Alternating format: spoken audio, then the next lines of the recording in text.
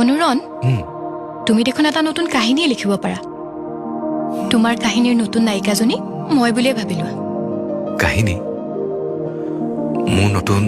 উপন্যাসখনৰ কাহিনীটো লিখিবই পৰা নাই সাদুৰয় হৈছে কিয় তুমি হয়তো বিশ্বাসে নকৰিবা মোৰ নতুন কাহিনীৰ নায়িকাজনীয়ে বিচাৰি পোৱা নাই তাৰ মানে তোমাৰ কাহিনীত নায়িকাৰ অভাৱ আচলতে মই জানো কাহিনী আৰু বাস্তৱৰ পাৰ্থক্য কাহিনীটো বহুত কিবা কিবি লিখি দিব পাৰে কিন্তু বাস্তৱ চিৰ সত্য লুকাই থকা দুখৰ এটা অধ্যায় মই যদি তোমাৰ কাহিনীৰ নায়িকা হওঁ তোমাৰ কাহিনীটো সম্পূৰ্ণ হ'বনে